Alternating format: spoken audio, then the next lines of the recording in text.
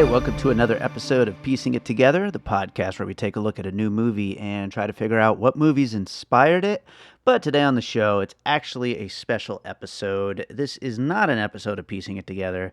It's an episode of Bird Road, my other podcast that I do with my buddy Q. It's kind of on a little bit of a hiatus at the moment, but we've been on many hiatuses over the last 5-6 years we've been doing this show. We'll be back soon enough, I'm sure. But one of our last episodes, before we started this hiatus, was an interview with filmmaker PJ Perez about his new documentary, Parkway of Broken Dreams. At the time, it was just doing some festival screenings when we got a chance to talk to him. And now it's out on Amazon Prime, on Apple TV. You can rent it, and I do recommend you check it out. It's a great documentary. And the reason we wanted to talk to him is because Q and I, we spent a lot of our college years in this area, Maryland Parkway, the UNLV area. And so, hanging out at the bars, at the, coffee shops, all that kind of stuff that is talked about in the documentary. And so even though this focuses on the years right before we got there, it was still a really, great movie, first of all, but a great way to experience some of what came before when we were out 6-7 nights a week in all of those places, and just being in our 20s, which this brought back a lot of memories. Even though the things discussed in the film happened right before we got there, it's still memories of a place, even if it's a little different when we were there. So the conversation is from Bird Road. It is with PJ Perez. Hope you enjoy this. Before we get to it, I want to remind you, as always, to make sure to subscribe to Piecing It Together wherever you listen to podcasts. You could also subscribe to Bird Roads. That way, when we come back with a new episode soon enough, you'll get notifications of that as well. You can also follow us on social media at Piecing Pod. Join our Facebook group, Popcorn and Puzzle Pieces, where the conversation about all the movies we talk about here on the show continues. And, if you like what we do here on the show, drop us a 5-star rating wherever you're listening. We do appreciate it. So, with that said, let's talk about the Parkway of Broken Dreams.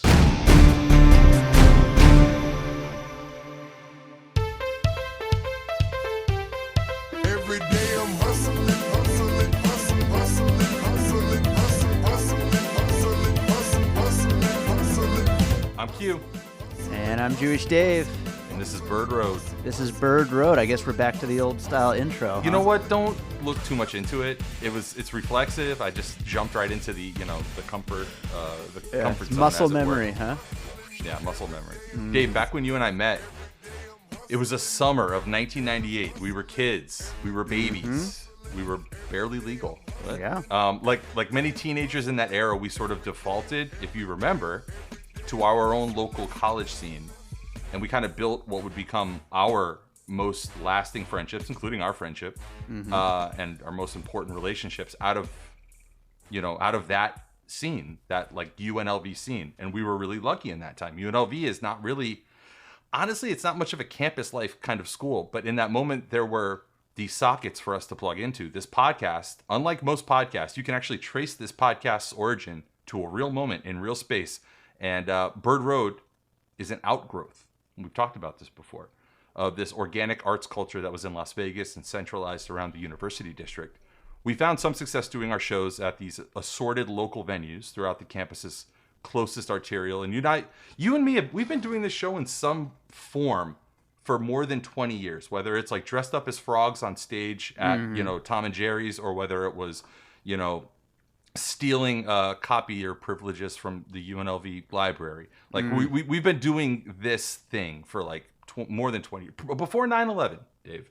Yeah. We've been doing this. If it was you and me doing something, it's Bird Road, basically. But even back then, we were standing on the shoulders of a bygone era. It was a cultural brew that had sort of been cooking for more than a decade, and there was this residual sort of leftover vibe from this micro generation that had immediately preceded us. There was a sense, and I had this, I don't know about you, but it felt like we had arrived to see like the last few ounces of that brew slide down the drain. And we talk about how Las Vegas in the 90s and 2000s was this very special time, a very special place. It made us who we are. It's our origin story. And the local music scene, local comedy scene, the club scene, the hip hop scene, the drinking and assorted other things scene. They helped form this podcast that everybody is listening to right now. And it all centered around one street, this mixed-use thoroughfare that abuts the UNLV campus on the east side of town called Maryland Parkway. Our guest today is PJ Perez, who is a director of the new documentary, Parkway of Broken Dreams, a retrospective that explores that era and features loads of contemporaneous footage from very important places for those of us who came up in that scene. And it tells a familiar tale. It's a story that a lot of like sort of mid-major metropolitan cities have had about this this specific time and place and the people who existed in it, and seemed like they were really building something, and exactly how it got away from them. It's like what happens to the bottle after the lightning in the bottle escapes, right? And you can find more information about the film. It's not out yet in wide release, but you can find it, find more info, and stay up to date on it at parkwayofbrokendreams.com. PJ, welcome to Bird Road. Thanks so much for having me, guys. It's interesting to hear that this podcast basically came out of a relationship that was formed on that street, 20 plus years ago. That's really interesting. I didn't know that. Yeah, I have to say that if Q hadn't moved to Miami, the show would probably be called Maryland Parkway. Yeah, I would imagine, or Harmon or something. I don't know. But. Yeah, that's true. No, for sure, it absolutely would have. Yeah. Dave, it's funny because right before we get to like the first question for PJ, I just want to like throw this out at you. I watched the movie. I really enjoyed it. And eventually, when it's wide released and available for people to see, we strongly recommend that you see it. And Dave, I know you saw it too. Mm-hmm. I had this weird feeling, Dave, that's like not nostalgia, and I don't know what the word is that you call it when you have nostalgia for a thing that you weren't around for. Right. Like I say, we moved there in '98. A lot of the core of PJ's movie is really like through the late 80s up through like right then, and then sort of 98 is like the beginning of the end. What did you get that vibe too, Dave, when watching Parkway of Broken Dreams? Or like how did it hit you? Yeah, 100%. I completely agree with that, because it was total nostalgia for something that I actually wasn't really a part of, aside from, just a few times maybe at that very tail end. I, hung out maybe at a couple of the places that were there, or that maybe were the places that the places shown in the film eventually became or were bought out and changed to. So yeah, it's a really weird feeling to have nostalgia for something that you weren't really there for. PJ, maybe you can start off by telling us a little bit about yourself and kind of like what drew you to the subject of this like 90s micro renaissance of culture that happened on Maryland Parkway in Vegas. Like, how did you come to this project? I mean, I was there first off. So, it's funny because it sounds like I have a lot of friends who are maybe about like 5 years younger than me, who they kind of found that Maryland Parkway scene sort of around the time you guys are talking about, around like the late 90s, when it was still happening. But those of us who had been around in the earlier part of the decade saw that a lot of stuff was going away. And really it was like from 98 to 2003 is when everything just sort of like dissipated. So I was there as a teenager. I found Maryland Parkway through, actually, I think it was through the Rocky Horror Picture Show. So I worked at the Torrey Pines Discount Cinema on Sahara and Torrey Pines in Las Vegas back in high school. So I think I started working there in like 92 or something like that. And we did the Rocky Horror Picture Show every Friday, Saturday night. And I was managing the theater, but I also was performing in the Rocky Horror Picture Show. Who did you play? I played Frankenfurter. Okay. Nice. So yeah, meaty role. yeah. I don't know how that happened, but the kind of people that are attracted to the Rocky Horror Picture Show tend to be a bunch of freaks and weirdos, and I was like, oh, I found my people, and those people, when they weren't hanging out there or at the Denny's afterward, were hanging out on Maryland Parkway. Because that's where the coffee shops were. That's where the record stores were. That's where, like, we couldn't go to bars yet, but like bands were playing at record stores and coffee shops. So, that's where we would shop. It's like, and I lived out in the suburbs. I lived out in the lakes. And, for me, it was like opening my eyes to a whole new world, right? And I wasn't going to college at the time. I was a kid. So I came out of that scene. And the film really was spawned by an article that, because my background is I was a journalist in Vegas for years. I had my first published article when I was 16 years old in Scope magazine, and I had actually written a cover story that was an oral history of that era for the Las Vegas Weekly back in 2006, and it was a 6,000 word story, so you think that I told everything there was to tell, but it really just scratched the surface, and it hit a lot of people's nerves, not in a bad way, but in a good way, because literally the Weekly was getting letters for weeks and weeks and weeks back when they were still running letter columns. It was 2005, so it was internet era, but there was still a lot of focus on print. And I was like, I think there's something here. I think I touched a nerve. So it never really, for me, I was like, well, I don't feel like the full story's been told, and I feel like there's something more going on here, This is you see what this is like, having to work with this guy. It's terrible, just awful. No, I get it together. I thought Dave. that you had. Yeah, I know. I thought you had a follow up that you were planning on asking. So the JD stands for Jewish Dave when I put him next to the question. You didn't beat it. Yeah. Well, I mean, no, but Dave, I know that you had attended. The thing that I'd wanted you to ask him about is I know that you had attended the screening of the show, and I was just like, I wanted you, like, I don't know, like, what was, like, kind of, what was that like? And I think it's like, I wanted to get some color behind, like, where was that screening held? Like, what, I guess what I'm trying to get at is, like, there's not, like, the places 20 years ago where something like that would be done. And I feel like there's a dearth, like there isn't even venue, there isn't even places to do something cool like that anymore. I don't know. Yeah, it's hard to imagine, especially for a film to play anywhere near or around Maryland Parkway. It's kind of a nice thing that this theater now at the Boulevard Mall, the Galaxy Theater, exists now for that kind of thing. It's one of the few revitalizations, it seems like, that is actually kind of opened up and become a thing on Maryland Parkway, and we'll talk more about that later. But yeah, I mean, that must have been a nice feeling though, PJ, to be able to have a theater to play it at on Maryland Parkway. Oh yeah, it was tough because we wanted to do the premiere somewhere on Maryland Parkway, right? But when I started, this project started in 2018, like in full. I mean, it had been gestating for 10 plus years, but we started filming in 2018, and I don't think Galaxy had opened yet at the Boulevard Mall. Mm-hmm. And interestingly, I had actually just moved away from Vegas at the time, so I started working on this film after leaving Vegas after 25 years. And I was like, well, I was thinking about maybe like the Clark County Library, which is just off of Maryland, on Flamingo, but I was like, well, I mean, we're recording this still in the middle of a pandemic, right?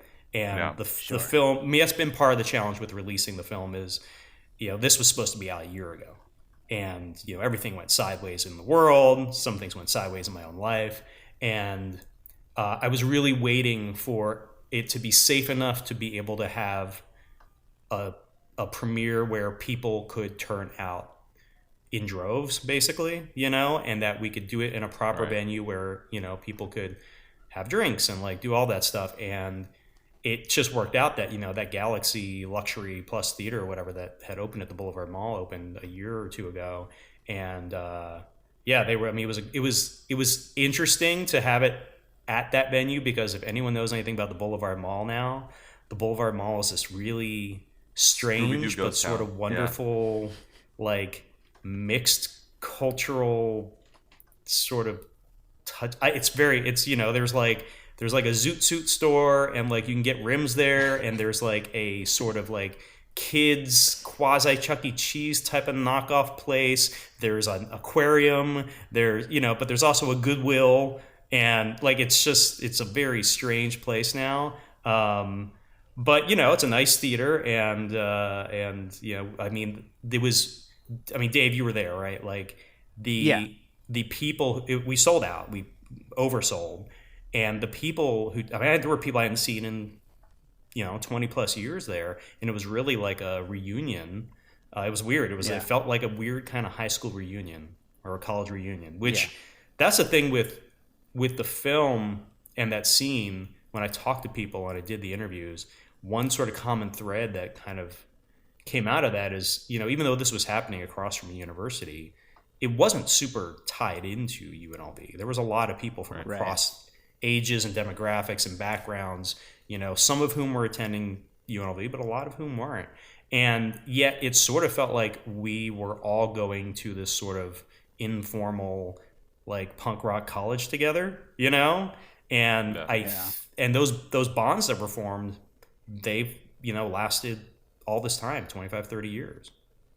Yeah, it's funny. UNLV is, like I said at the top, it's actually mentioned a couple times in your documentary. For people that don't know, it's a pretty big school, but it's a commuter school. Like, you could, like, you meet the people you meet are like, will tell you like, oh, I've got an apartment in Henderson with some roommates, or I've got an apartment. Me and my buddies moved here from. I mean, Dave and I made friends with this whole group of 15 guys that had moved from Ohio.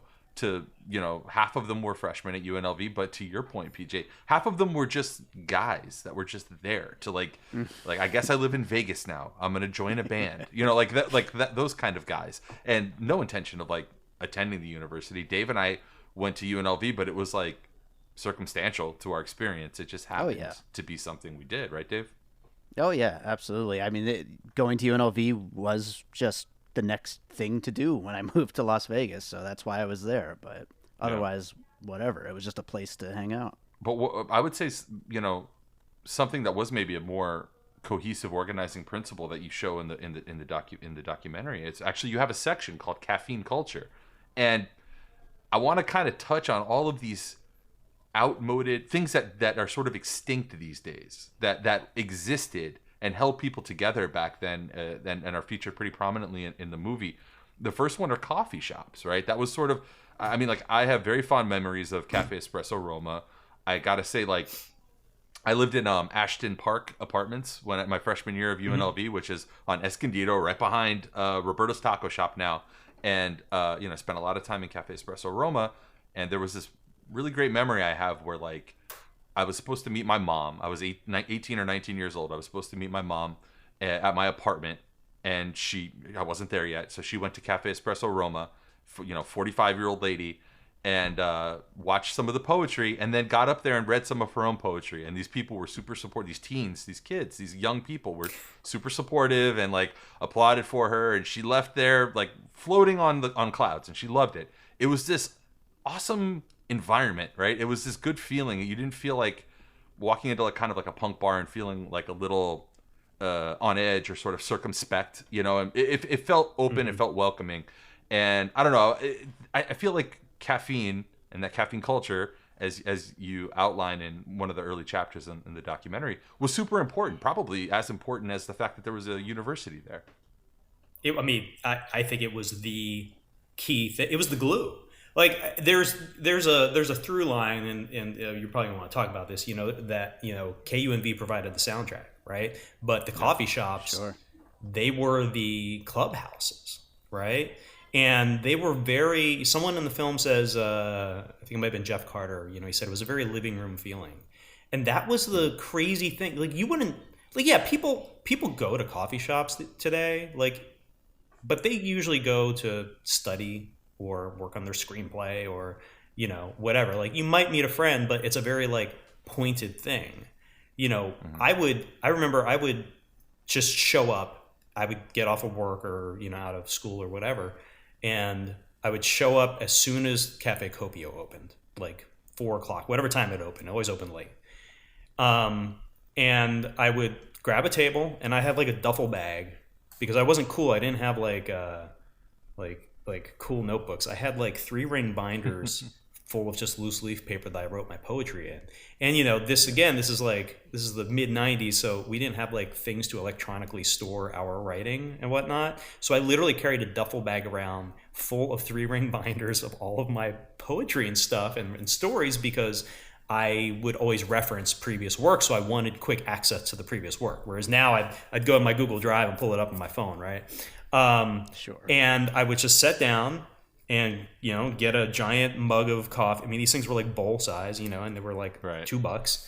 And, a pack of Marlboros. And I would just sit there all night for like 6 or 7 hours. And people would come in as the evening would go on, and like by whatever time, 8 or 9 o'clock, and this is on any random weeknight, it would be full of everybody you knew. But it's not like nobody coordinated this. Nobody was like, hey, we're all going to meet at Copio or Roma or Rainbow tonight. Like, you just show up and you just hang out, and like, Right. no one's it was, and things would just happen. And that's how a lot of like collaborations happen. I mean, it's how a lot of relationships were formed. Now it was very organic, and it was I think unique to that time, because that was happening a lot of places in the country. Like coffee shop culture, the way that it had boomed in sort of the late 50s and early 60s, sort of resurged again in the late 80s, Right. early 90s. And you saw that in popular media, right? Like, Sure. even Friends, like half of every episode of Friends is them just hanging out on a couch in a coffee shop, and like they live there. And that's how it was. Well, for a whole group of like people our age, you were watching the coolest people in their 20s when you were like a teenager. The coolest people on television in their 20s were hanging out in coffee shops. They weren't at clubs or at bars or whatever. And so we just got the idea, like, that's what adults do. Adults go to these places and sit and have these quirky, deep conversations or funny conversations. And like that was an actual thing. It's funny because I feel bad for people who maybe didn't experience that, or maybe are young enough that they didn't experience it. And we kind of caught that tail end of it. There was a lot of coffee spots right up and down Maryland Parkway, and I thought that was a really interesting place for you to start this recounting of that story. Yeah, for sure. And none of them lasted very long. No. Some of that was personal issues with the business owners. Some of that was the fact that a lot of people weren't buying coffee. Like, I mean, I would like I said, I would buy one cup and then just get refills all night, and they didn't charge you for that, But a lot of people wouldn't at all, like especially the poetry readings. You'd have 100 people in there, and maybe a quarter of those people actually bought something. There was never a line at the counter for the barista, like, because you would see people would have 7-Eleven cups, or like just whatever. Like it wasn't the greatest business model to just let people hang out all night in your coffee shop. But and I think we took it for granted, and like being naive people in your teens and 20s, you were like, why did this thing go away? And it's like, well, how much money did you actually spend there? Yeah. I remember one of the absolute darkest like moments of, I don't know, the immediate aftermath of 9/11. I think I was a junior in college, and we were at a place called The Rock, which I'm sure you are familiar with. And I was contemplating and sharing with my girlfriend at the time my plan to join the military, because I was caught up in the patriotic fervor of like, gotta go. Like, I was not the leftist, the avowed socialist that I am these days. I was very caught up in the moment. Felt like this was the thing of consequence that men of consequence should participate in this moment, right? And 19-year-old me talking about leaving. I'm leaving you. We're gonna have to break our apartment lease. I'm joining the military. And somebody, a friend of ours, showed up, sat down, and interrupted this very tense, terse conversation with a boot filled with beer. But I mean a real boot, like a fireman boot, because this place, The Rock, had a deal where you could go on Thursday nights, and they would fill up whatever container you brought full of beer for $1. And so this friend of ours had filled up a fireman boot with beer and was drinking out of it. And I didn't join the military, so I can't really complain. I'm just wondering if you ever ran those plans by me at any point during that time. Don't you remember that whole phase I went through where I went to I went to Nellis, I took the ASVAB test and everything. I did. I scored really well on it. I did. I was this close, guys. You were serious about this. No, I was serious. I was like 90% down the road. I was on my way to Lackland Air. I was like, I had for 36 hours. He was very serious about this. for a little while. I went through the whole process of it, and I decided, what changed my mind is I got a good job. I got the job bartending, Dave, and that actually paid good for the first time in my life. That's so true about the military, though. Yeah. That, I mean, Like, when you don't have another Yes. option, what do? You sign up for, and then you're like, oh, I had another That's what option. it's there for. That's Yep, a whole exactly. nother, yeah. That's a whole different podcast. But yes, one day we'll get into that. You were talking about things when we talk about coffee culture or coffee shops, defunct parts of our culture. And you are a journalist. You mentioned KUNV at the beginning of that last question. And I wanted to touch on how different media is now and how that played a role. At some point, Dave, it's funny because I was, again, watching the documentary and I remarked on the fact that KUNV changed their format in May of 98. And then a month later, you and I moved to Las Vegas in June of 98. And then we started making our sort of network of friends in August, whenever the fall semester started, our freshman year. And By the way, funny thing about that, just really quick. Before I moved here, I called KUNV to find out how could I become a DJ once I get to Las Vegas, and they said become a communications major and then come talk to us. So that's the only reason I was a communications major, and of course, then it wasn't even a thing anyway. So yeah, by then media was already in full blown meltdown. I mean, so much of what you show in Parkway is this like bygone era of real kind of like bootstrap journalism, writing about, like you don't see features written anymore. And these magazines that were coming out, like Scope Magazine and all these, I remember during our era we had Smash Magazine. I don't know if that was around back then, but like it was, that was just, you could open up this little Reader's Digest size magazine and read 4,000 words about, I don't know, Avenged Sevenfold because they were playing next week or something like that. And you're like, damn, that's way more information than I ever wanted to know about Avenged Sevenfold, but now I know it. Maybe I'll go to that show. But I don't know, how did like that last pre-internet era of media play into building up Maryland Parkway into what it was before its eventual decline? Because it seems like that was the radio and the printed word were really, really critical. It was, and that was why I included in the film. There's an entire section on the print media like the alternative print media sort of spectrum. Also because it was very tied into Maryland Parkway. This is like a much bigger picture thing, but like before media became fragmented, and it wasn't just the internet. I mean, part of this was also like the rise of cable and premium cable and like the sort of splintering of things. But like even just looking at like radio and print and TV, it used to be that everybody got their information from the same sources, right? So you had a very limited number of sources, and that's where you went for your information.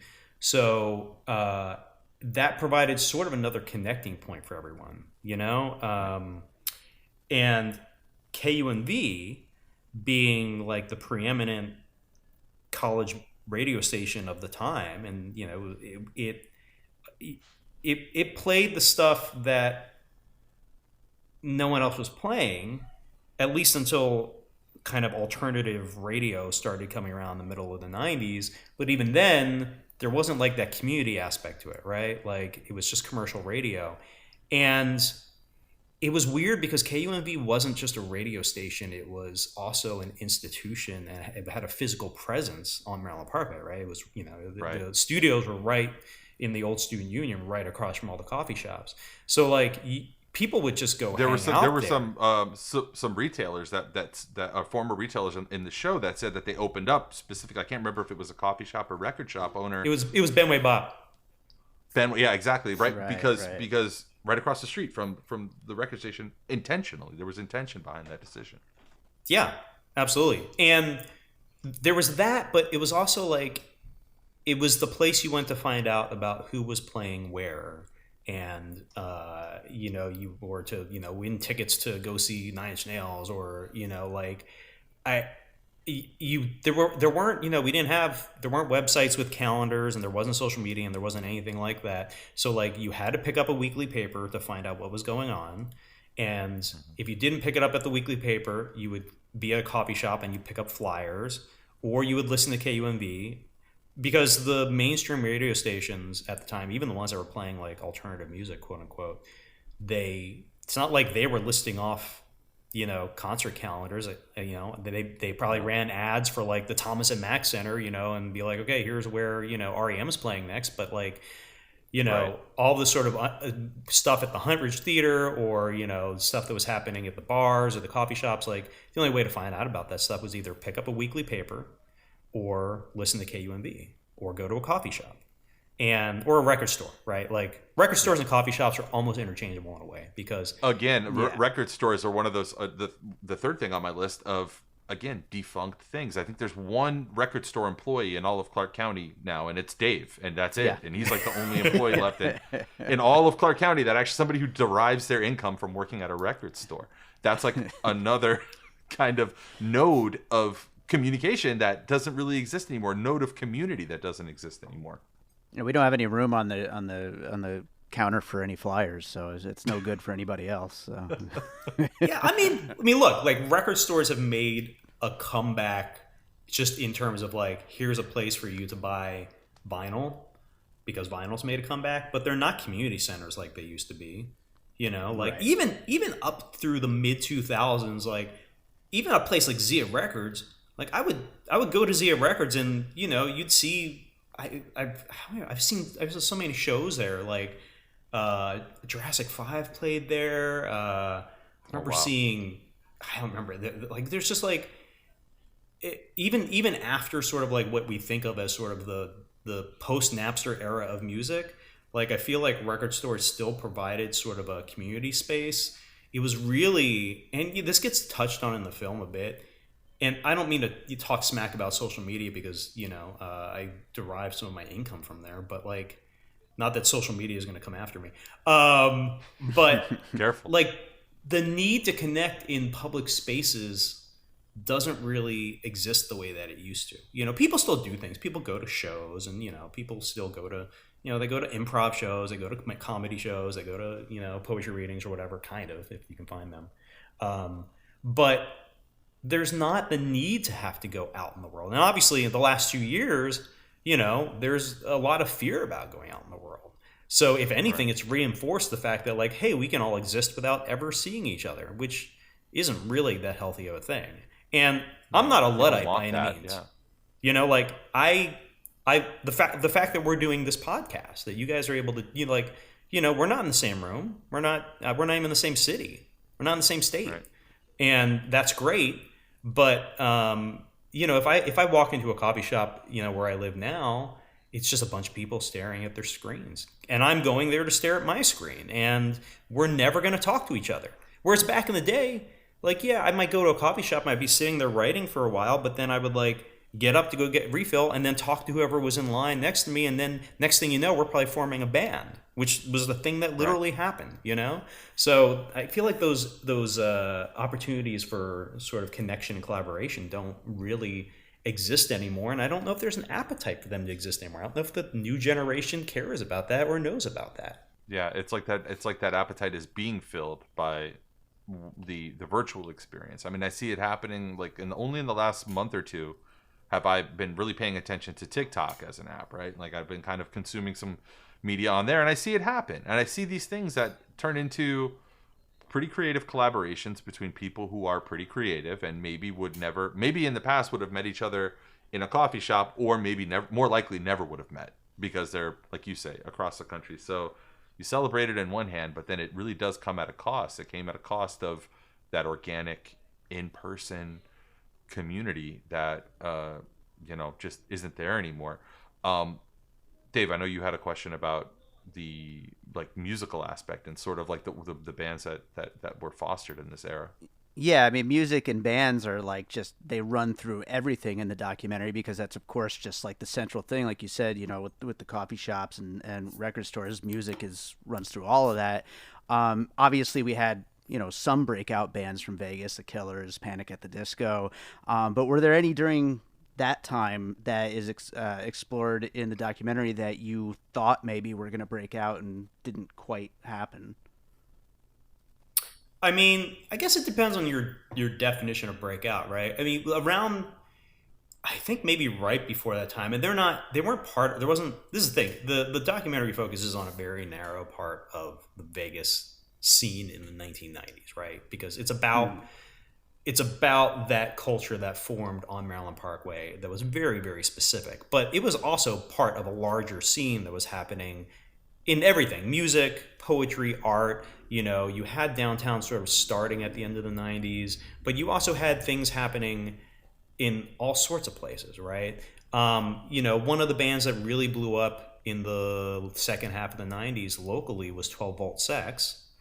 They had signed to RCA.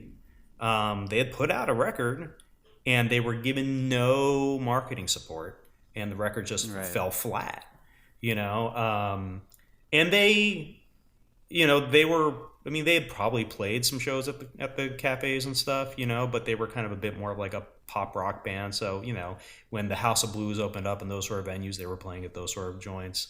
Obviously, they never attained killer status, no one has. Outside of Panic at the Disco, no one's come even close. And it's funny, one of my friends who's the editor of Desert Companion magazine in Las Vegas, he put like an informal poll on Facebook the other day, and he's like, it must be in preparation for an upcoming issue. And he was like, hey, who do you consider the greatest band to break out of Las Vegas?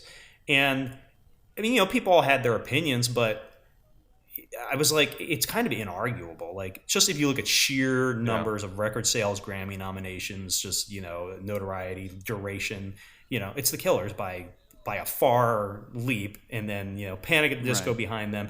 Then you've got like, Shareem, who may someday surpass, but hasn't gotten there yet. And then everyone else is just sort of below that, right? I was in a band that had I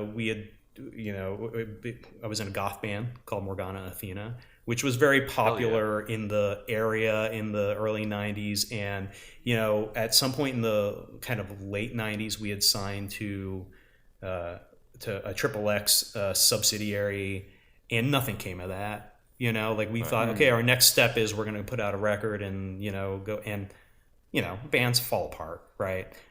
Sure, yeah. So there's not really a legacy there, but it is, it is of note. It's like, well, where were the Killers' earliest shows? Well, they were playing at Cafe Espresso Roma, right? Like literally right before it closed. I think The Rock. Did they play at The Rock as well? Yeah, they play at The Rock. There's a shot of one of their marquees at The Rock in the film. Yeah, just like us, Dave. They played at The Rock, so we are the same thing. I am same Brandon trajectory. Flowers. Exactly. Yeah, just any day now. I read somewhere that Mr. Brightside, Dave, I think I ran this by you. PJ, you probably know more about this than me. You're talking about a band, The Killers, that came out of this, some semblance of this, or some like later era of this scene that we're talking about. Mr. Brightside, I read, was on the Billboard like Rock 100 or something like that for 12 years. Which is insane to me. It was, but it makes sense, because how often do you just walk down the street and you there's very few songs anymore that you walk down the street and you just hear them still playing the way that it used to be back then. That's one of them. Like, you walk into Macy's and that song is playing. Like, it doesn't matter. It's crazy that came out of that little place. It's crazy how the endurance of that song. It's insane. Yeah. Yeah. Oh, and in the UK, they consider it basically a second national anthem. Yeah. Like, you think that song's popular here? Like, in the UK, it's nuts. Good on them. It's really awesome. I remember when that was a really energized moment, and by then the energy had dispersed away from Maryland Parkway, but Vegas still felt like this very viable creative place to be. It didn't feel located in any one place. It felt like there was an opening of sort of commercial options. It was funny because Dave and I were were texting about this, this interview before we got on with you, and I texted him 2 pictures. I texted him a picture of I was like, this is the boulevard, this is the Maryland Parkway, this is Maryland Parkway during the era of the movie, and it was a picture of Dexter Holland from Offspring back when he had dreads in the early 90s. And then I was like, and this is our Maryland Parkway. And it was a picture of like Ixnay on the Ombre era Dexter Holland with like the spiky, the spiky hair. And I was like, I'm trying to like pin down the way things changed. And the beginning of your documentary is like very Nirvana, and then the end of it we know was very like Von Dutch. I don't know how to explain what happened, but it feels like it followed a contour that a lot of like popular culture followed. I don't know. What do you think? Like, how did it change? I wanted to like kind of pick your brain a little bit on how Vegas became, I think it's easy to just say it became like tackier or cheesier, or I don't know, but it just, you could feel it and you can see it watching the documentary. What's your take on that? I mean, the like actual Maryland Parkway, like what's there, or like the scene itself? Like what? Okay, so the scene in my mind started to reflect what was sort of not popular. Popular is the wrong word. What was cool. It was reflecting what was cool. And what was cool became cornier in the early 2000s. It became cheesier kind of, and it had to reflect that. I'm thinking of like an ecosystem where Dave and I thrived, which was dollar beer night at Moose McGillicuddy's. It became dollar beer night at Moose McGillicuddy's, and it was like, yeah, that was fun, but it had maybe less artistic merit, less staying power. It had, I don't know, like, well, it definitely, I mean, look, was something different, you know. But you're. I mean, it's. Look, there's a college there, right? There's a major university there, and there were college bars, which don't exist anymore. I mean, that's the weird thing about Maryland Park, yeah. Right? The weird.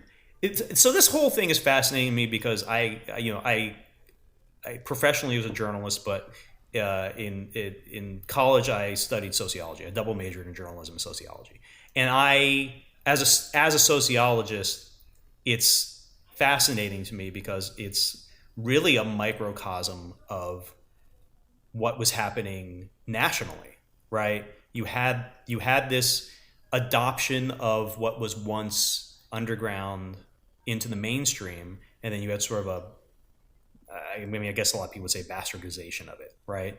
But Maryland Parkway should have always been and was a college scene, right? Like, so you had Moose McGillicuddy's, which was formerly oh man, I can't remember, but it was another college, like, Tom and Jerry's became The Rock, like, but all these places they were basically college bars. I didn't know it was formerly anything. That's crazy. You're blowing my mind. I didn't know that it was formerly anything. We thought it was there since the beginning of time. We thought that that dinosaurs would drink dollar beers at Moose McGillicuddy's. I had no idea it was something before that. Well, yeah. But look, I mean, and these places were around in the 80s. There used to be a place called Captain America's, I guess, supposedly. I don't know. I wasn't there. But I think that's also part of why you're talking about, like, okay, there's the sort of like culture stuff with a capital C versus, whatever Las Vegas culture is, right? Not everything has to be part of that thing, right? Like dollar beer night for a bunch of, undergrads is just as valid as poetry night for, a bunch of washed up people, like whatever. Like, I'm just saying, like, it, and when you look at the change in culture, I don't think that even had the businesses survived, I don't think that you would have the same thing happening there now anyway, right? And obviously, in reality, it's not that the culture went away, it's just that it moved. Like in Vegas, at least, like it shifted to downtown. And that's because even though Vegas is huge now, even though there's 2 million people plus living in the valley, like the number of people who are really intimately involved in, the arts and culture and, writing and music and whatever, it's still a really, really small number of people.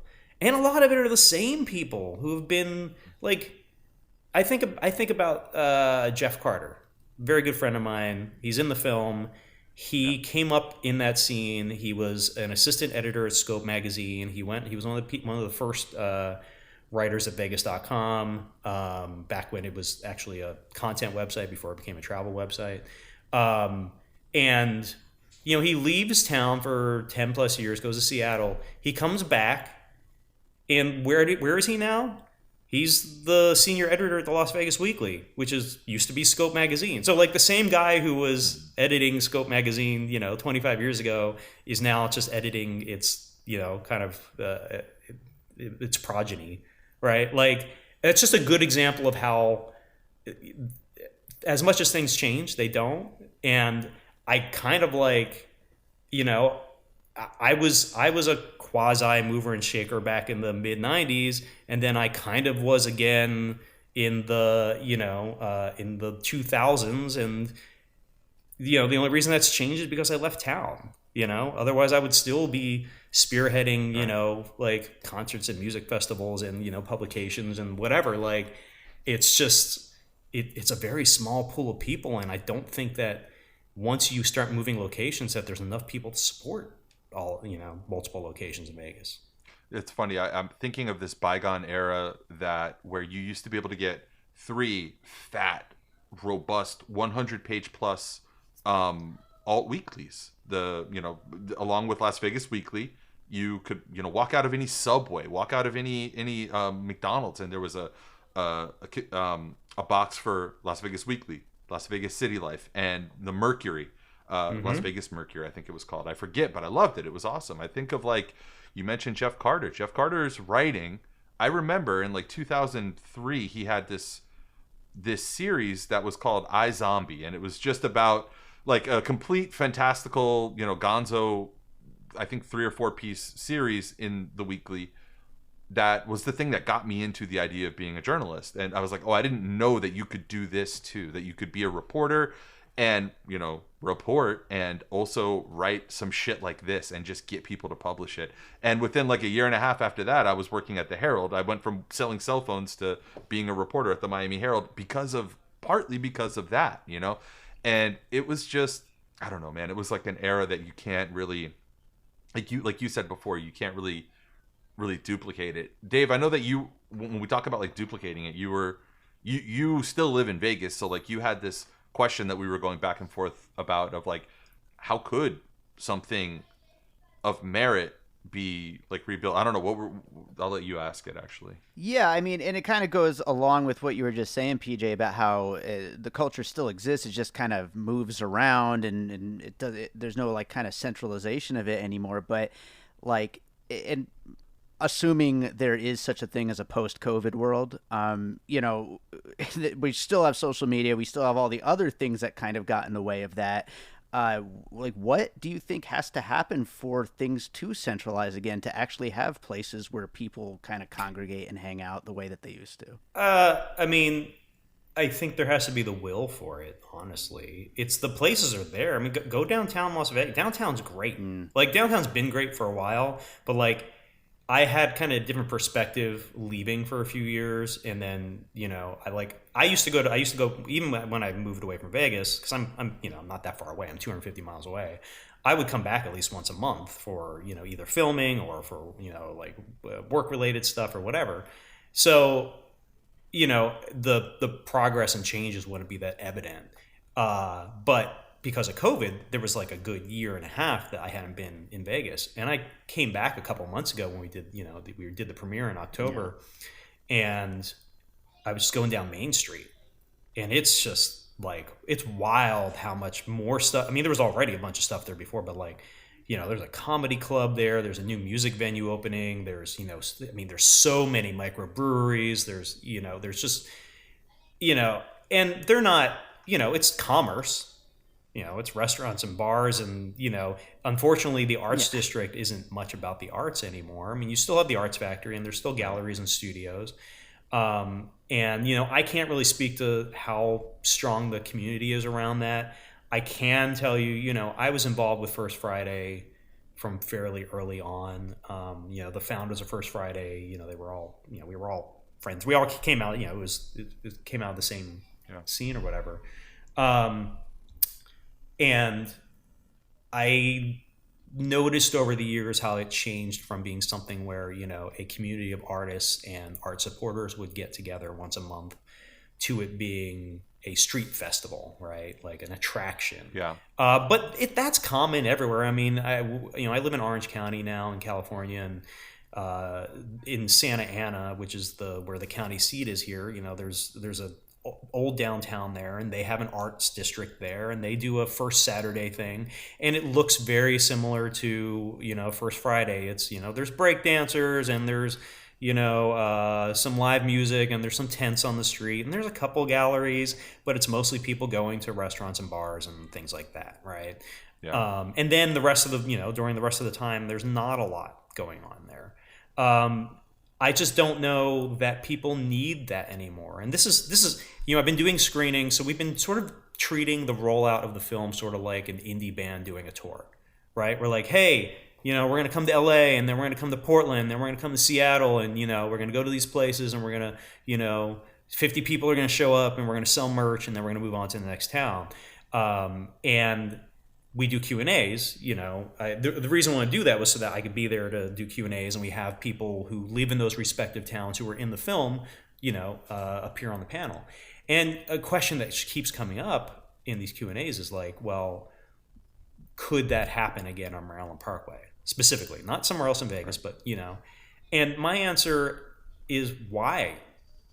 Why should it happen again on Maryland Parkway in 2021? Why should what college students, let's say in 2021, want in their area be the same as what we wanted in 1994 or 1998 or whatever, right? Like, I feel like there's a presumption that the thing that was dear to you or that you remember being really important, and this is where nostalgia comes in, right? Like, is the way that things should always be, and this is the thing that people should want.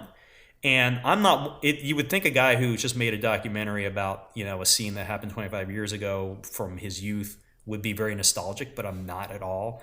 Like, I think nostalgia is... Yeah, you're not precious about that. Yeah, like, I mean, I'm grateful for those for those times, and I love it, but it couldn't happen again, and it necessarily shouldn't happen again. Like, the bands that were the greatest bands of the time in 1994 aren't going to be the bands that are the greatest now, right? Somebody was talking about U2, and there's a lot of hate for U2 these days. But if you went back to Joshua Tree era U2, when this was the biggest band in the world, they could do no wrong. If U2 had broken up right after Achtung Baby, we would still be talking about U2 like they were the Beatles, right? Like they were the Irish Beatles. Yeah. But they just kept going. And I kind of feel like it's almost sort of a blessing in a way that Maryland Parkway's scene imploded the way that it did, because we can all talk about it like it was this mythical beast that we all have this shared experience about over this long span of time, right? Like, you guys are talking about it coming in at the tail end. I was there sort of at the middle, and I'm friends with people who were there at the beginning, and we all have the shared experience, but we don't have to deal with the repercussions of what it looks like now because it doesn't exist anymore, right? And it's a little sad, but I think it's fine. Yeah. Yeah, I mean, it's only, like, to your point, though, it's only sad if you physically go to Maryland Parkway and look at it, and you're like, damn, what the fuck happened here? Who dropped a bomb on this whole section of my youth? But yeah, I mean, like, find your fulfillment somewhere else, or don't. But why does it have to be exactly the same? That's a really good point. Why does it, like, I've said this before on the show, Dave. I said it at your wedding. Nostalgia's poison. Nostalgia can be poison. It can blind you to the shit that's in front of you right now, and that you can do or be doing or be building right now. Look at the world of movies right now. Right. Everything is fucking nostalgia. What's the biggest movie right now? West Side Story. It just came out yesterday. Yeah. Although, in defense of Maryland Parkway contemporaneously, especially around UNLV, I mean, it's good fucking luck. You're gonna defend the Maryland Parkway right now. Well, it's good luck with that. It's physically. Have you had, Dave? When was the last time you were in town? Or sorry, last time I was Dave Q. Yeah. Last time I was in town, February, right before pandemic, February 2020. We were, listeners of the show know that we were full out in support of Bernie, knocking on doors and, participating in the campaign on a caucus weekend. And after knocking on doors in like off East Nellis, out of curiosity, I went to Maryland Parkway, and I got like a I don't know, like a wrap somewhere or something like that from some commercial wrap place, and I just walked, I don't know, the distance from I don't know, like not Escondido, what is it? Escondido down to Trop. Yeah. So almost all the way from Flamingo to Trop, and I got a good look at it, and it was like, it was just mostly fenced off and nothing. There was just nothing. Everything was raised. Like even the building that I never thought they would knock down, the freaking Frog building, which had like so much stuff. It was like a 3-story building. That was like a pretty big building. That was flattened. I couldn't believe it. Right, so if this was early 2020, you also saw there was a lot of construction going on. So that's the thing. It's transforming into maybe what it needs to be for the university more than ever before, because those construction projects. So like where the freaking Frog was laid out, where that building was destroyed, that's now a new mid-rise multi-purpose building, right? Multi-unit. Where the promenade used to be, which eventually became Campus Village, and that's completely torn down. That's going to be another very similar mixed-use project with, retail on the first floor and then offices. I think it might just be offices on the top, but the other ones are residential also. And that's where like UNLV is moving a lot of because they're running out of room on that campus. So like, the old Carl's Jr. is now an MFA studio. The UNLV police moved into the building, the mid-rise, I think it's called the U, maybe that's what the project's called. And there's a bunch of new businesses. Now all the businesses are, they're just like very just commercial sandwich and, coffee and sushi. Franchise heavy. And it seems very franchise heavy. Honestly, I mean, if that's what attracts UNLV students to come across the street in between classes, then that's what's going to attract them, because obviously the infrastructure and the desire there for a music venue or or records, there's just a Gen Z doesn't care about that. A Zoomer doesn't care about that, and they don't know about it. And the ones that do, like, they're going to seek it out, and guess where they're going to end up going? They're going to end up going downtown. They're going to do literally the like exact opposite thing that we did, where we went to Maryland Parkway to find stuff when we were kids. They're going to have to leave Maryland Parkway to go find stuff, as kids. So it's kind of interesting. And I mean, yeah, it's sad to see all those. Literally, someone asked, they were like, well, if I went to Maryland Parkway today, could I find any of the places that are in the film? And the answer is no. Literally not one. As a matter of fact, it's been really hard. I do the screenings, and there's a part where someone says, well, there's a few holdouts. There's Cash for Chaos, which is still there, and Alternate Reality Comics. Alternate Reality Comics isn't there anymore. Ralph moved his store to Eastern near the airport or something like that, or in Pecos, somewhere over there. So even Alternate Reality Comics is not there anymore, and they've been there for 25 years. That's crazy. Crazy. What about like is the building that had Buffalo Exchange, is that still there? Like, well, yeah, that's where Alternate Reality had moved into the buildings there. Spaces that it used to be Tower.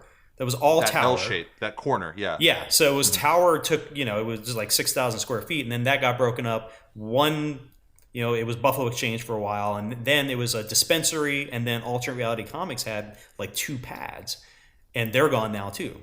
So it's just, dispensary, liquor store, I don't know, cell phone store, dive bar, literally dive bar, and then the only thing that's sort of like kind of quasi culturally relevant there is Cash for Chaos, which is like a little punk rock gear and record poster store. I don't know how they've survived. I assume they do most of their business online at this point, I would have to imagine, but that's it.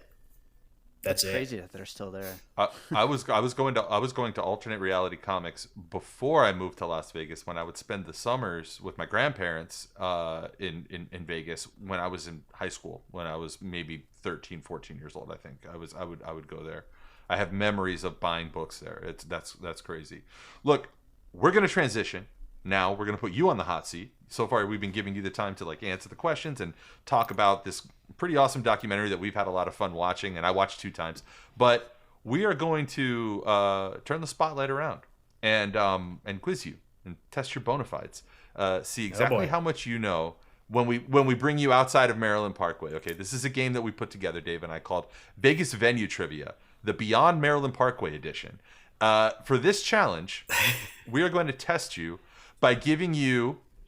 Here's how it's going to work. We're going to give you a cross streets in the greater Clark County area where there was at some point a venue or a hub or a node that contributed some way to this stew of culture that we've been talking about. We'll give you a brief description with some hints. It's your job to tell us the name if you can. Dust off, the archives in your brain and see if you can pull some of these obscure venues out of your ass.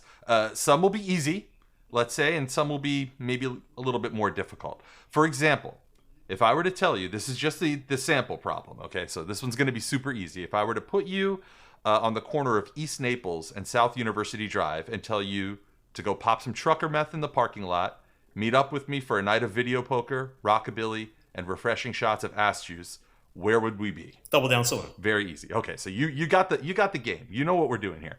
That one's a really easy one. I don't think any of these are still in business. If I had to guess, Probably not. I don't think they are. Except Double Down, of course. But Let's jump to the real one. Dave, you and I can sort of alternate off of these. All right. Sure. This is going to be a challenge. Some of these I barely remember. First real one. PJ, put yourself on the corner of Eastern and Sahara. This bar was garbage, literally decorated from trash. But its crusty back alley ambiance was home to some of the best hardcore and punk shows in Vegas. It's also a venue where our band, the Polar Bear MCs, performed shortly before it went out of business. PJ, where are we? The Junkyard. Ah, you got it. The Junkyard. Yes, ding, ding, ding. That's right. Nice. Dave, how about... Oh, Dave, I have to do the next Remember, one. I covered local music for years. You're going to know you this should one. be able to get I wrote about the these. Junkyard a lot. Okay. I would think so. Dave, I'm going to do the next one, and then you can But let's see if you can stump me. I want to. This will be interesting. Okay. This one, I don't know. We'll see. Here's why I think you might not get this one. You might have been just like a couple of years past the using your fake ID era to like be at this, to be going to this bar, and that didn't really have any kind of musical credentials to it. So next up, we are staying on Eastern, but we're heading south to the corner of Tropicana. This was a place that was the home of Las Vegas's most notorious penny draft night in the late 90s. A place where even the most absurdly amateurish fake IDs were honored as though they were produced by Treadstone for Jason Bourne. Not a venue, but a big-time college party spot, and again, notorious because it was also the last employer of convicted mass murderer Zane Floyd, a bouncer who personally checked my fake ID a number of times before he went on a killing spree on June 3rd of 1999 in an Albertsons grocery store. Between this notoriety and numerous underage drinking violations, this bar was shuttered shortly thereafter. PJ, where are we? Eastern and Trop? Eastern and Trop. And can you tell me when it was shuttered? Oh, God, it had to be shuttered 1999. It went out of business in 99. Oh. I'm picturing it. It's one of these. It's like one of these shopping centers that's anchored by an Albertsons, and it's in. Oh, I know exactly the shopping center. Yeah, and it was the middle part. It was the middle section. It was like the L-shaped shopping center. Yeah. You got me on this one. Dave, what is the venue? Where are we? The venue is a place I've never been, remember. It's called Sneakers. Sneakers. This was a legendary that's right. place. Sneakers. A legendary, oh my God, for all the yes. wrong reasons kind of place. Yeah. Yeah, closed before I ever got a fake ID, so I never got to go. So.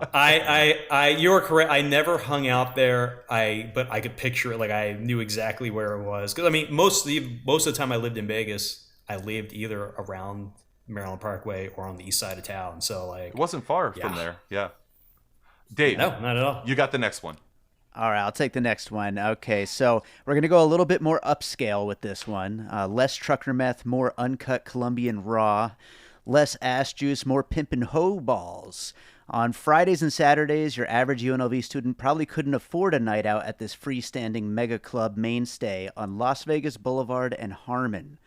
But during the week and during certain times of the year, you could find decent local talent playing on the main stage as their fans snuck in flasks and cans of beer to avoid paying $12 retail for a Heineken. The Polar Bear MCs played at this venue too, and it was one of our biggest shows ever, actually. At its nadir, just as the club crowd was losing interest and moving to the richier spots like nearby Studio 54, Rum Jungle, and Raw, by 2004 it was shuttered for good. PJ, where were we? Can I, because it's one of two places, can I clarify, was it on Las Vegas Boulevard, but not actually at Harmon? Maybe between, let's say, Harmon and Trop? That sounds So about right. it would be Club Utopia. That's right. Ding, ding, ding. Right? Yes. Okay. You got it. Nice. Yeah, Club Utopia. We played a great show there, and I saw a few shows there, and I don't know. That had to be forget $1 what the million name of the real place estate. that took that place. over. A place took that over after it closed, and I saw a few really good shows there. I saw the Stills there. Well, it was Empire Ballroom later on. Empire Ballroom, that's right. And yeah. I saw Crystal Method at Empire Ballroom. Sure. I saw My Life with the Thrill Kill Cult at Utopia. I played at Utopia in the side room. Nice. We all have that in common. Yeah. But maybe you played in the main room. I don't know. Oh, we played on the main room on like a Monday night. Like so. Yeah. That's a whole story. So this one I think is going to be a little easy. I was disheartened to learn that after this Flamingo Decatur, Las Vegas institutions survived so much, like 9/11, economic recessions, spates of violence, overdevelopment and encroachment from the nearby mega resorts like the Palms and the Rio before that. It was finally driven out of business last year by COVID. Something about the low ceilings, lack of a stage, and how the assorted pool tables and furniture were just kind of lazily shoved out of the way so that by the band members that would play, gave off this really authentic early punk vibe that I don't think can be replicated. If the band Pennywise and Social Distortion had a baby, and that baby was a bar, it would be this bar. PJ, where are we? Flamingo and Decatur. More on Flamingo. It's not exactly on the corner. Just east of Decatur. It's just east of Decatur. I know the place. I've been to the place. I went to a Sisters of Mercy after party there about 10 years ago. That sounds right. A lot of local hip hop. A lot of local Yeah, hip-hop too, yep. And my God, I cannot remember the name of it for the life of me. It was like on the south facing side of Flamingo. That's right. Back from Decatur. That's right. God damn it. In between a pawn shop and another pawn shop. Like there's like pawn shops on both sides. Yeah. I cannot remember the name of it. Dave, where are we talking about? It's called Money Plays. That's right. Money Plays. I saw it That place was around forever, man. for a long Oh, time. Yeah. Yeah, I was really bummed when that closed. It's really sad that place didn't make it. Yeah. Dave, what do we have up next? All right, next up we have a legit proper music venue with a stage, dance floor, even dedicated mosh pit area. The space was a bit of a drive from Maryland Parkway to the chilly northern environs of Rancho and Cheyenne. This spot actually looked like it was going to break the trend of venues unceremoniously going out of business until it recently unceremoniously went out of business.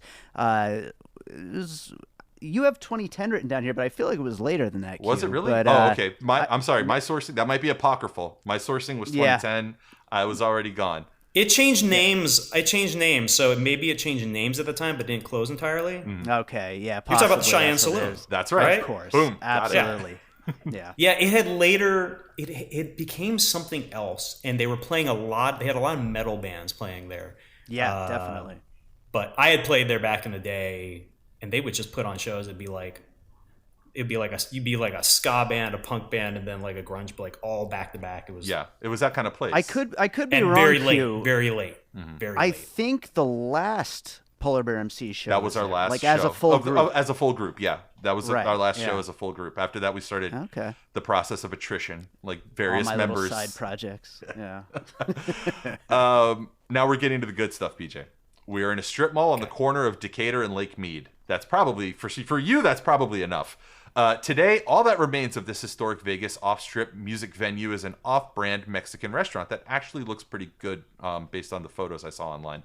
When this venue closed in 2007, after hosting numerous Polar Bear MC live shows, I should add, the Las Vegas Weekly's Aaron Thompson described it as such.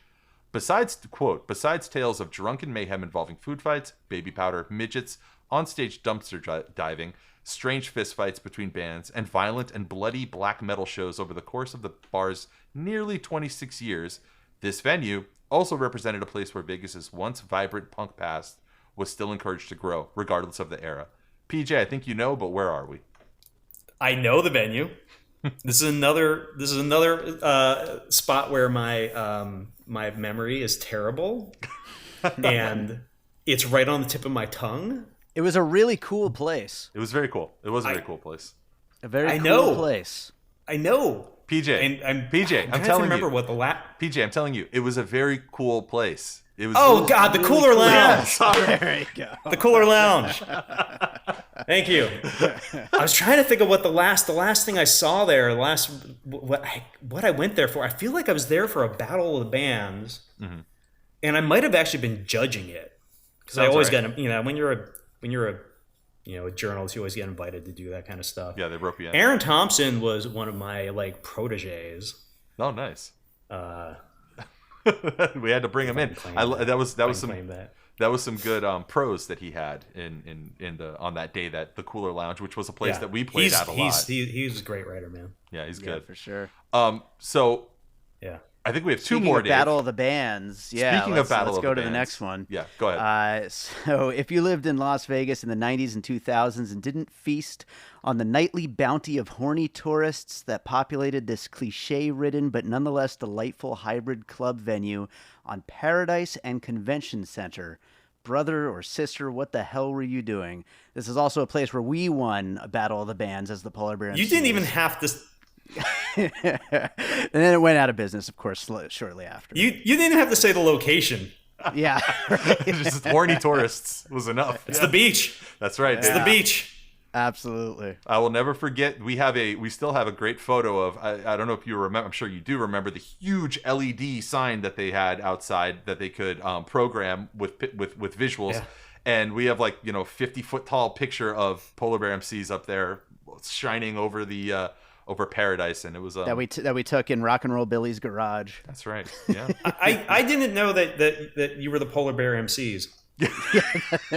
I'm sorry. You're wishing you didn't do this I had interview? no idea that was you guys. I apologize. Whenever people have heard of that band, I just assume that I should be apologizing, and I always do. Yeah, we try to hide that fact about ourselves, Yeah. but it is what it is.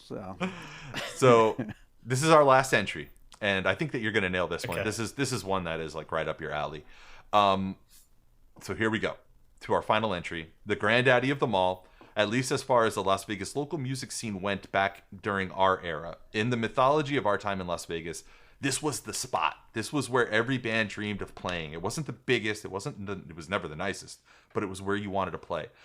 It was as official, established, bona fide, legit, and underground music venues you could find in the city outside of the Strip or the hotels or Maryland Parkway. Its first iteration, the one that most folks remember, was maybe, I think, on Jones and Desert Inn. This is apocryphal as well. This information is not available online. You can't really find it. But it moved where else? To Maryland Parkway and Flamingo in 2003, where it enjoyed briefly a second life before going out of business for good shortly after the Polar Bear MCs won yet another Battle of the Bands there. God damn, Dave. We were fucking... We suck. We suck dick, dude. PJ, where are we? The Boston. The Boston. That's right. Oh, yeah. The Boston Bar and Grill. The Boston. Originally. Yeah. It was so weird when they moved to... It never felt right. It was like a... Where... Was was it in that shopping center on the northeast corner? Yep. The Northwest. northwest corner, and it was behind the shopping center. It was hidden by the shopping center. Yeah. Oh, yeah. No. It was in that, the place. Oh, God, that's such a weird location. It was and it later became a hookah lounge at some point. And think it was so, a million different things. Yeah. But yeah, that was weird. The Boston was, man, I spent a lot of time at the Boston. And my bands played at the Boston, and I feel like when I was writing for the City Life, I feel like I wrote about the Boston every week. Right. There was always something happening. And it was during It was funny because it was the scene that was at the Boston. It was when, you know, rap rock was very big and there was a lot of like kind of new metal stuff happening. And that was the scene that like the Killers were not welcome at in a way because like, you know, they were like this like twee faux post-punk band, you know, at least in the eyes of like, you know, all the like, you know, baggy pants, chain, half rapping, half growling bands. And that was, so I don't know if you guys know this, but like I wrote the first story ever about the Killers back in 2002 when they were a completely different band, a whole different lineup. It was Brandon and Dave and the two other guys. And I did a local music column for the City Life where I would write about like an unheard of or up and coming local band. I would do like a main band that would be like the Joint Chiefs or like someone who was like kind of big at the time. And then I would do like a little sidebar and the little, I think we did do the feature on the Killers that time, but like, yeah, it was, I remember them talking about that they were just like, you know, we don't fit in with any of this other stuff going on, not the Boston scene or whatever. And I'm like, yeah. And then, you know, 2 years later. Did anything stand out? Like, did you say like, yeah? I mean, was there any like, I don't know, like that like Grantland Rice moment where you're like, this kid's got it, you know, like, or no? So Brandon and Dave, especially Brandon, right? And Brandon, he was young. I don't know if he was even 21. I think he might have still been 20. Right out the gate, they acted like rock stars. Nice. In a way that like no one else was doing at the time. Like, you know, you saw it in like their promo photos, like wearing scarves and like, you know, had a very like mod sort of look. Like they were doing the stuff that was cool in New York at the time, you know, like the Strokes and Interpol and stuff like that. But like it hadn't really hit the West Coast yet and it hadn't hit the mainstream yet. Right. And they were ahead of that in Vegas. They were I mean, it's part of the reason why they had to leave town to get anywhere, right? But Brandon was always like nice, but he was very aloof. Yeah. You know, and like now the makeup of the band, you know, I mean, it's obviously gone through some changes, but like I've known Ronnie Vannucci since we were 18 years old, right? Like we were both playing in dumb little bands and stuff and going to, you know, the same shows and whatever. And then Mark, you know, coming out of Expert on October with Ronnie and, you know, another band, like they were all part of the scene. So they were very chill and down to earth. But like Brandon was always sort of like a whole nother... He was on another level. Like, you know, it was where everyone else was just like, we were all bros hanging out.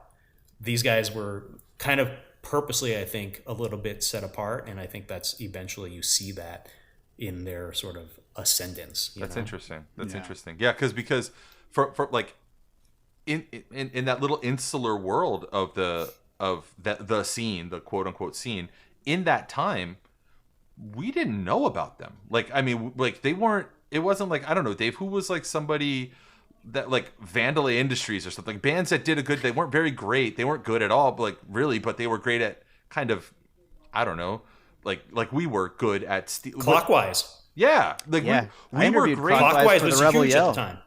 Our band and a lot of the bands that we knew were great at defrauding UNLV of copy privileges. So like we would make 1 million wheat paste flyers and we would, you know, because we would be like dating a swimmer or something. And like, if that sounds very specific, it's because it is.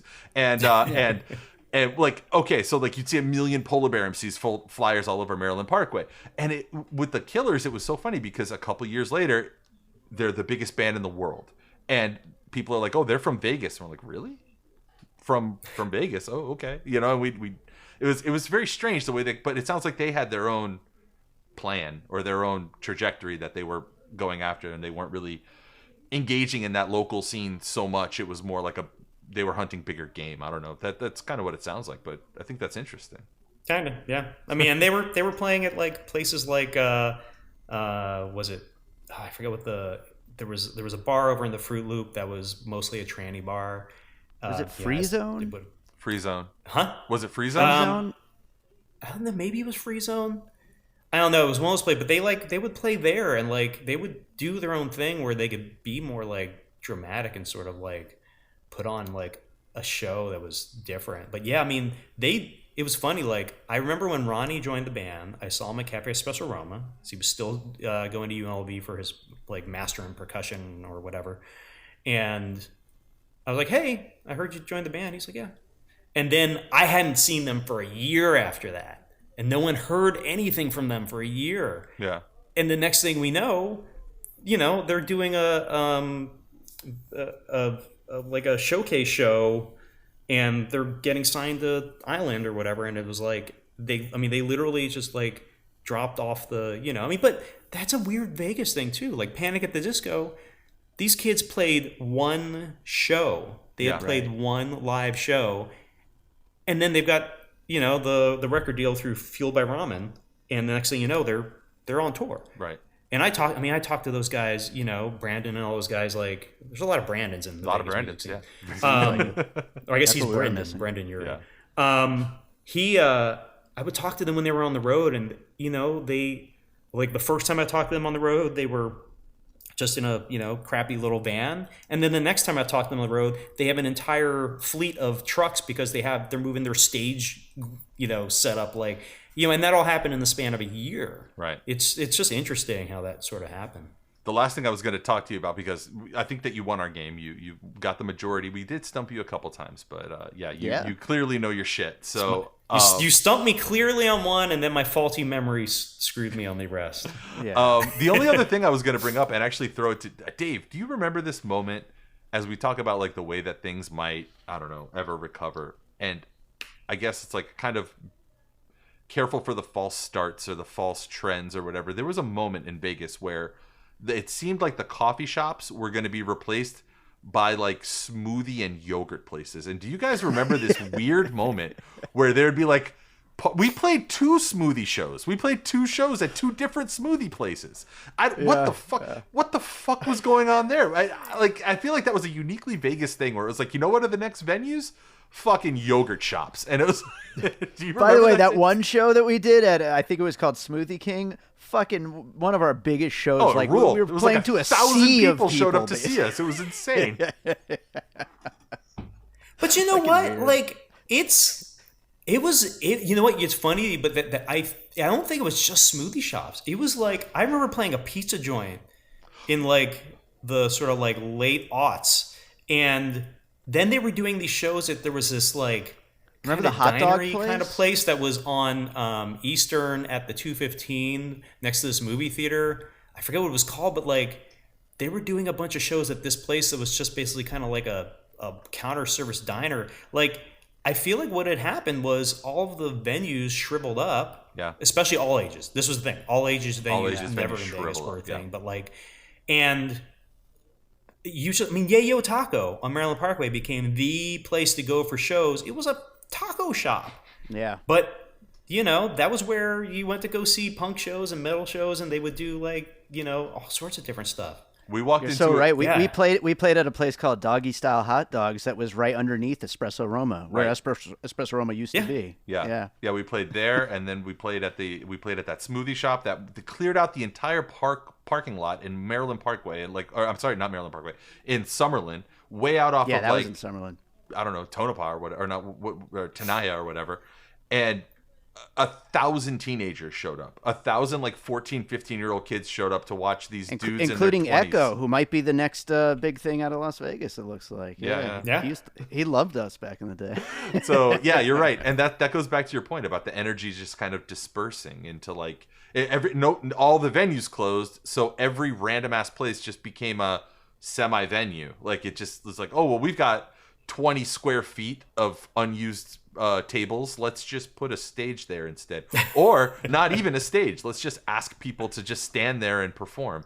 And that's the I call that the Hank's Place rule, Dave. You remember Hank's Place? Yeah. Oh yeah, that was a good spot. So the movie is Parkway of Broken Dreams. It's a special one to us here at Bird Road. We had a blast talking with its director, PJ Perez.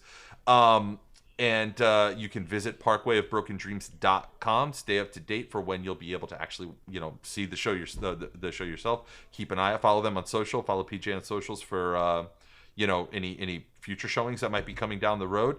And go down to Maryland Parkway, man. Just try to just soak in the ambient vibes of the '90s and try to enjoy it. PJ, thanks for joining us. Thanks so much for having me, guys. This was really fun.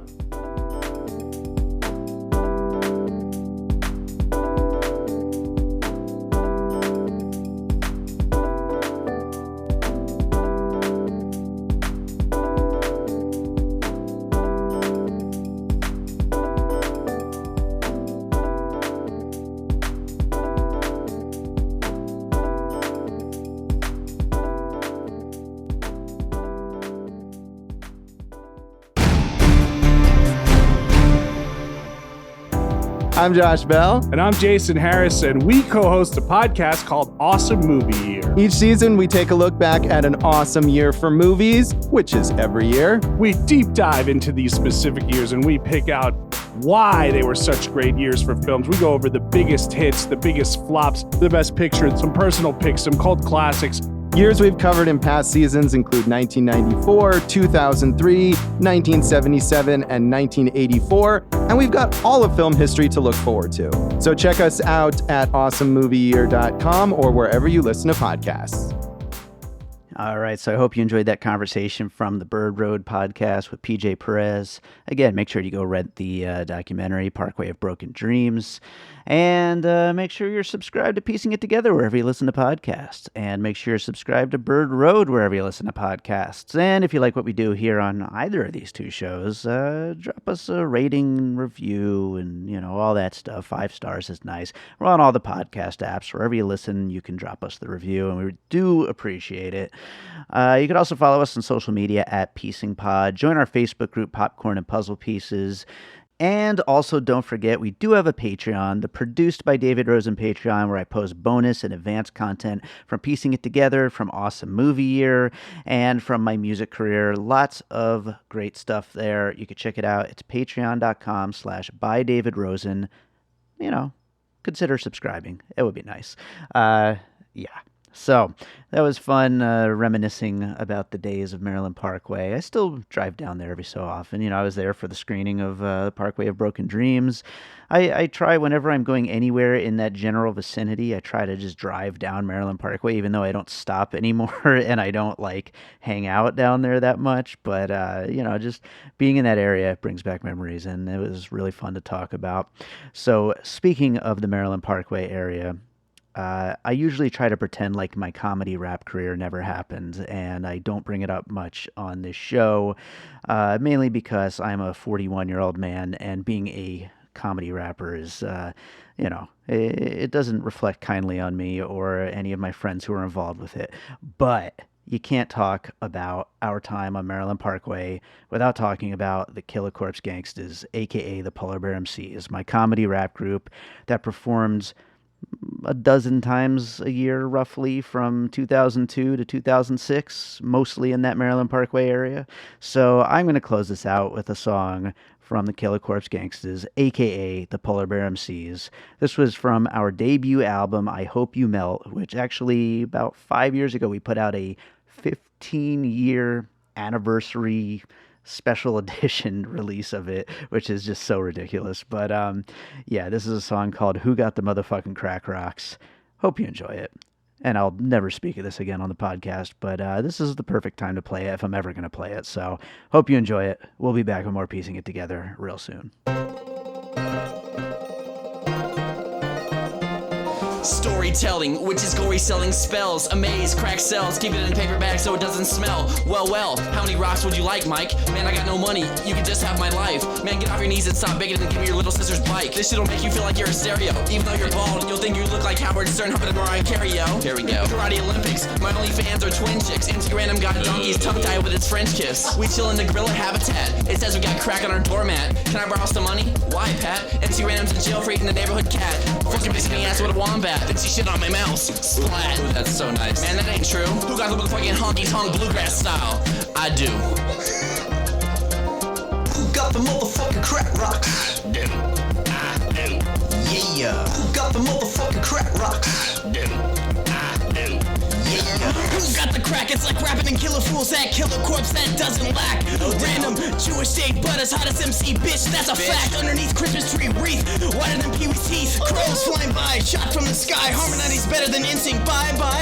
We snort 1,000 pounds a day while dancing with dwarfs that are very short. Eating does not exist when I'm on the rocks. It's a pipe of Superman lighter, you must not resist. Or you'll be on Random's hit list. Tasting frogs, the monkeys, kids, and cubs. Make sure I'm always packed with enough dubs. Butter and G.I. Joe, a combination of love. Fly over the sky and shit on a dove. Crack rocks, finalize your experiment in the microwaves and stoves. A drunk girl talking about the muff, random already dope. Fuck these mutants, you'll end up in the cut into a 16 pieces moldy Albertson slopes. A bread, slit you from gut, pull out your insides and replace it with lead. Any way you talk, if you're a man, a cow, and moo. Throw it in Campbell soup for monkey stew. Bitch. Who got the crack? Random does, I do. Random does, I do.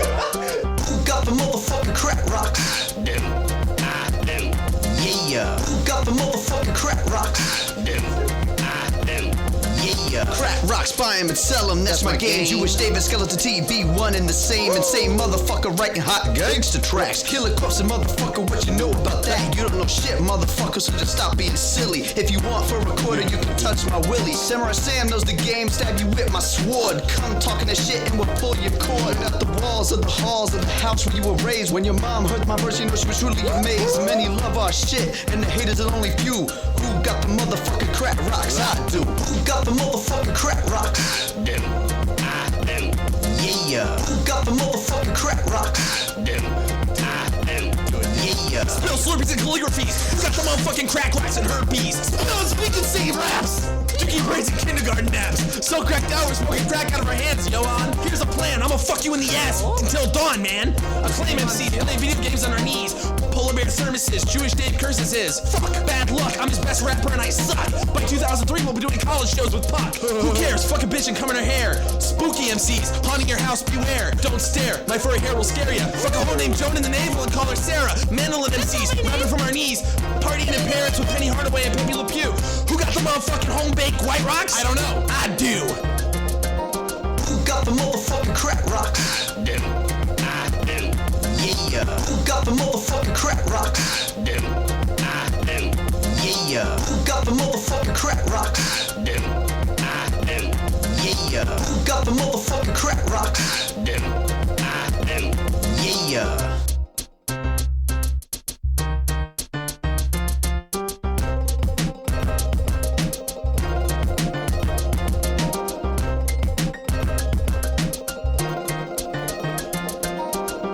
The motherfucking crack rocks. Do. I do. Yeah. Who got the motherfucking crack rocks? Do. I do. Yeah. Who got the motherfucking crack rocks? Do. I do. Yeah. Who got the motherfucking crack rocks? Do. I do. Yeah. An All Points West production, produced by David Rosen in Las Vegas.